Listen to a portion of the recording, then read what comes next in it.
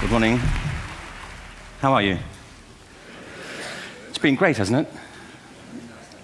I've been blown away by the whole thing. In fact, I'm leaving.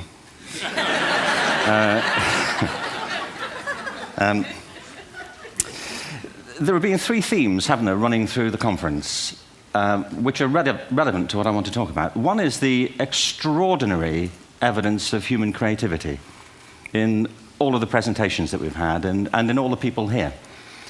Just the variety of it and the range of it.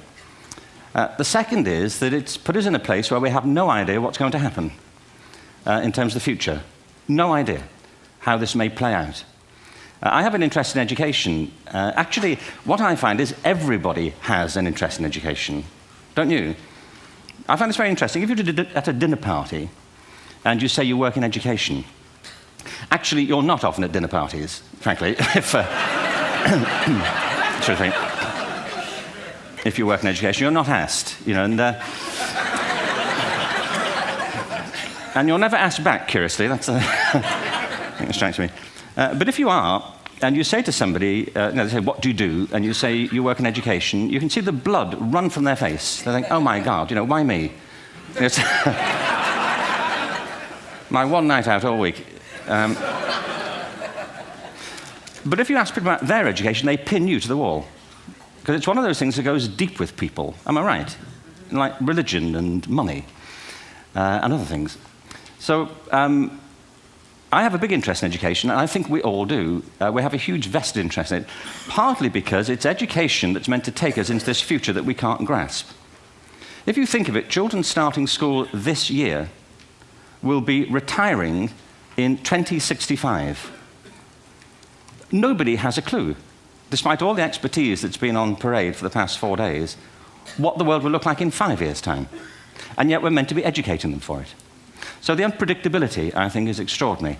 And the third part of this is that we've all agreed, nonetheless, on the really extraordinary capacities that children have, their capacities for innovation. I mean, Serena last night was a marvel, wasn't she? Just seeing what she could do. And she's exceptional, but I think she's not, so to speak, exceptional in the whole of childhood. What you have there is a person of extraordinary dedication who found a talent. And my contention is all kids have tremendous talents, and we squander them pretty ruthlessly. So I want to talk about education, and I want to talk about creativity.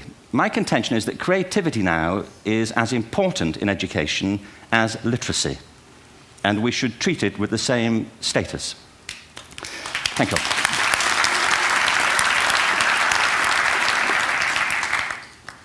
That was it, by the way. Thank you very much. So, 15 minutes left. Well, I was born... No, I had a great story recently, I love telling it, of a little girl who was in a drawing lesson. She was 6, and she was at the back drawing, and the teacher said, this little girl hardly ever paid attention. And in this drawing lesson, she did. And the teacher was fascinated. She went over to her, and she said, what are you drawing? And the girl said, I'm drawing a picture of God. And the teacher said, but nobody knows what God looks like. And the girl said, they will in a minute.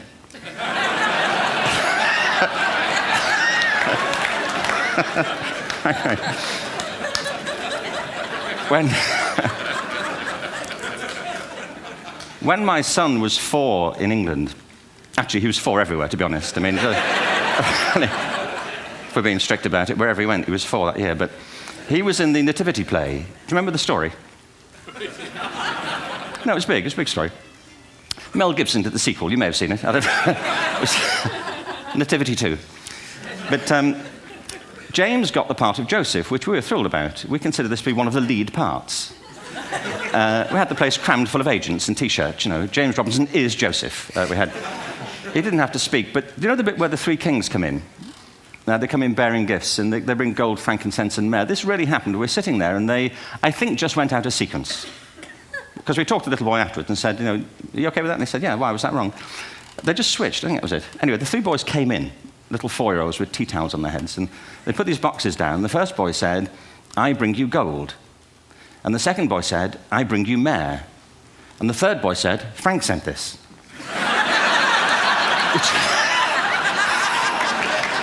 That was great.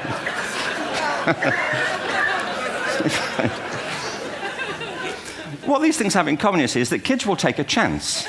If they don't know, they'll have a go. Am I right? They're not frightened of being wrong. Now, I don't mean to say that being wrong is the same thing as being creative. What we do know is, if you're not prepared to be wrong, you'll never come up with anything original. If you're not prepared to be wrong. And by the time they get to be adults, most kids have lost that capacity. They have become frightened of being wrong. And we run our companies this, by the way. We stigmatize mistakes. And we're now running national education systems where mistakes are the worst thing you can make. And the result is that we are educating people out of their creative capacities. Picasso once said this. He said that all children are born artists. The problem is to remain an artist as we grow up. I believe this passionately, that we don't grow into creativity, we grow out of it. Or rather, we get educated out of it. So why is this? I lived in Stratford-on-Avon until about 5 years ago. In fact, we moved from Stratford to Los Angeles. So you can imagine what a seamless transition this was from LA. Actually, we lived in a place called Snitterfield, just outside Stratford, which is where Shakespeare's father was born. Are you struck by a new thought? I was. You don't think of Shakespeare having a father, do you? Do you? Because you don't think of Shakespeare being a child. Do you? Shakespeare being 7. I never thought of it. I mean, he was 7 at some point. He was in somebody's English class, wasn't he? Do you understand? Really? How annoying would that be?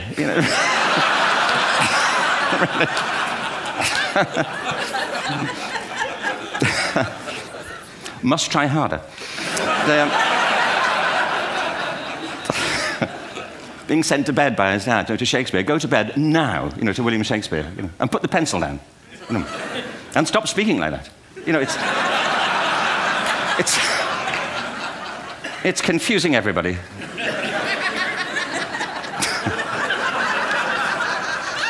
Anyway,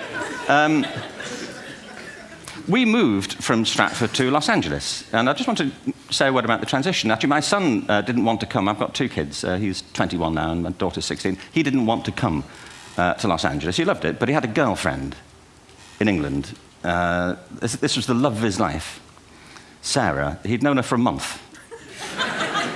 Mind you, they'd had their 4th anniversary, because it's a long time when you're 16. Anyway, he was really upset on the plane. He said, I'll never find another girl like Sarah. And we were rather pleased about that, frankly, because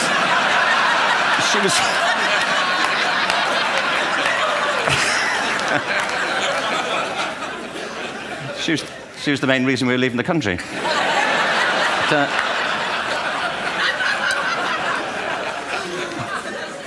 But something strikes you when you move to America and when you travel around the world. Every education system on Earth has the same hierarchy of subjects. Everyone, doesn't matter where you go. You think it would be otherwise, but it isn't. At the top are mathematics and languages, then the humanities, and at the bottom are the arts, everywhere on Earth. And in pretty much every system, too, there's a hierarchy within the arts. Art and music are normally given a higher status in schools than drama and dance. There isn't an education system on the planet that teaches dance every day to children the way we teach them mathematics. Why? Why not? I think this is rather important. I think maths is very important, but so is dance. Children dance all the time if they're allowed to. We all do. We all have bodies, don't we? Did I miss a meeting? I think... Truthfully, what happens is, as children grow up, we start to educate them progressively from the waist up. And then we focus on their heads, and slightly to one side. If you were to visit education as an alien and say, what's it for, public education, I think you'd have to conclude, if you look at the output, who really succeeds by this? Who does everything they should? Who gets all the brownie points? Who are the winners? I think you'd have to conclude the whole purpose of public education throughout the world is to produce university professors. isn't it? They're the people who come out the top. And now, I used to be one. So there, you know. And I like university professors, but, you know, we shouldn't hold them up as the high watermark of all human achievement. They're just a form of life. You know, another form of life. But they're rather curious, and I say this out of affection for them. There's something curious about professors. In my experience, not all of them, but typically, they live in their heads. They live up there, and slightly to one side. They're disembodied, you know, in a kind of literal way. You know, they look upon their body as a form of transport for their heads. You know, it's... Don't they? It's a way of getting their head to meetings.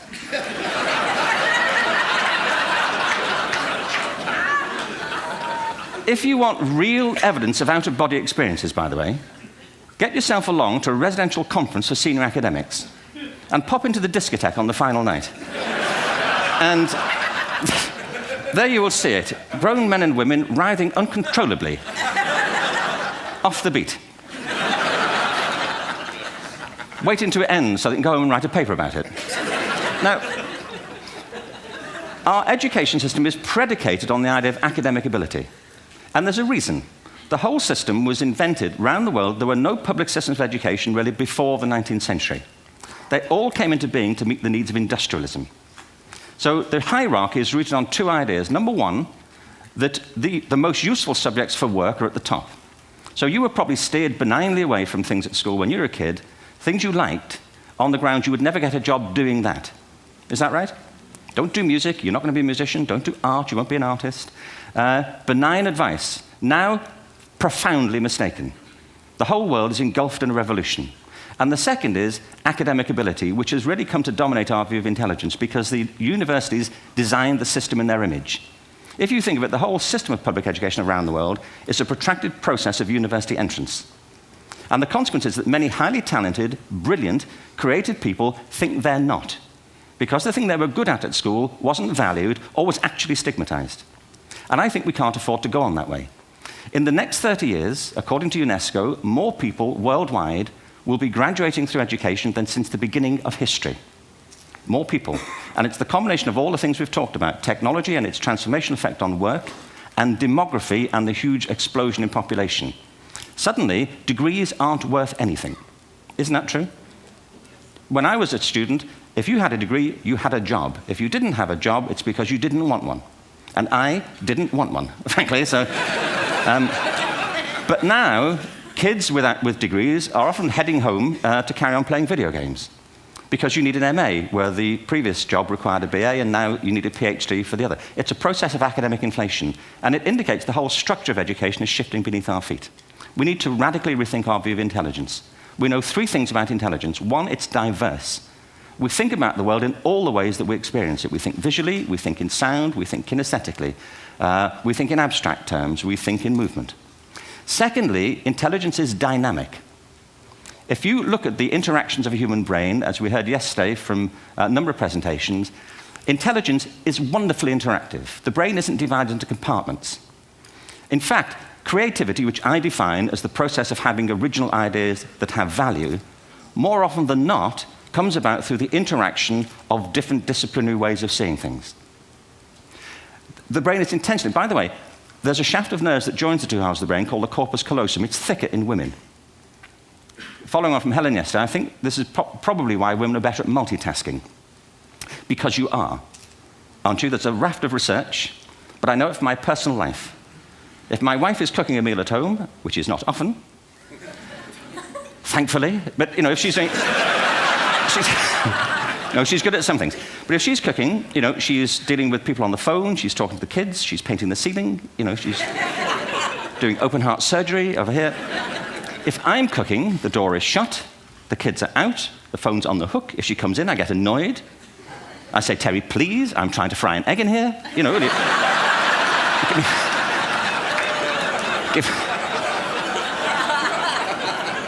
give me a break. Actually, there was, do you know that old philosophical thing? If a tree falls in a forest and nobody hears it, did it happen? Remember that old chestnut? I saw a great T-shirt, really, recently, which said, if a man speaks his mind in a forest and no woman hears him, is he still wrong?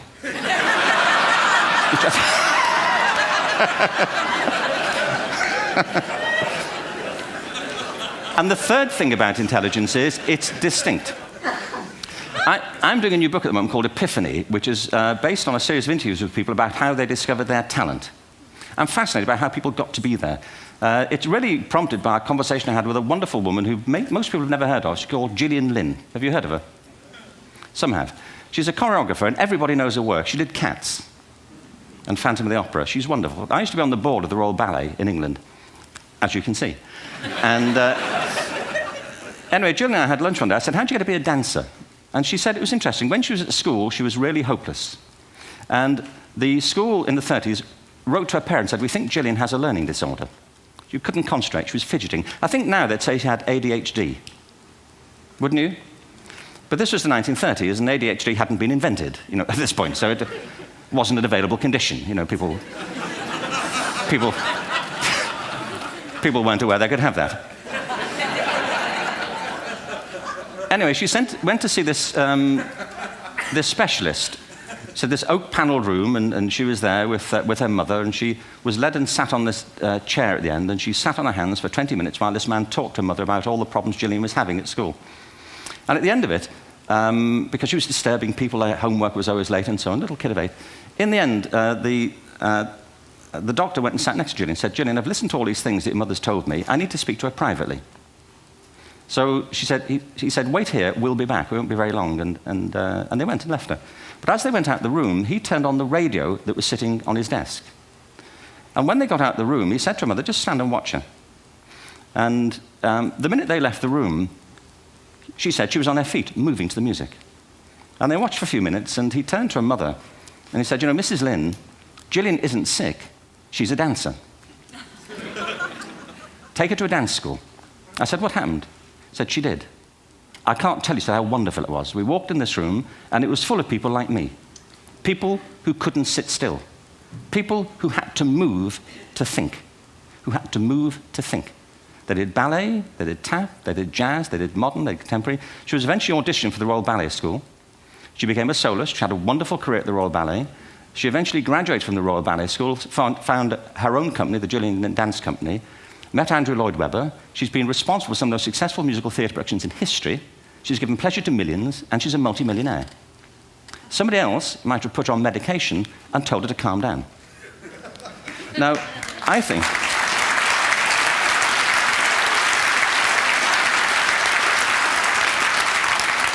What I think it comes to is this. Al Gore spoke the other night about ecology and the revolution that was triggered by Rachel Carson. I believe our only hope for the future is to adopt a new conception of human ecology, one in which we start to reconstitute our conception of the richness of human capacity. Our education system has mined our minds in the way that we strip mine the earth for a particular commodity, and for the future, it won't serve us. We have to rethink the fundamental principles on which we're educating our children. There was a wonderful quote by Jonas Salk, who said, if all the insects were to disappear from the earth, within 50 years, all life on earth would end.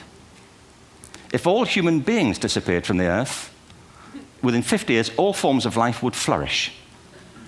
And he's right. What TED celebrates is the gift of the human imagination. We have to be careful now that we use this gift wisely and that we avert some of the scenarios that we've talked about. And the only way we'll do it is by seeing our creative capacities for the richness they are and seeing our children for the hope that they are. And our task is to educate their whole being so they can face this future. By the way, we may not see this future, but they will. And our job is to help them make something of it. Thank you very much. Bravo. Here, here. Thanks.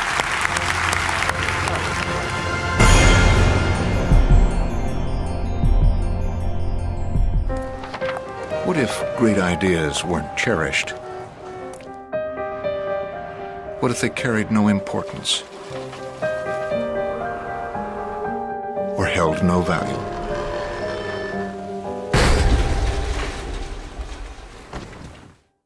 There is a place where artistic vision is protected, where inspired design ideas live on to become ultimate driving machines.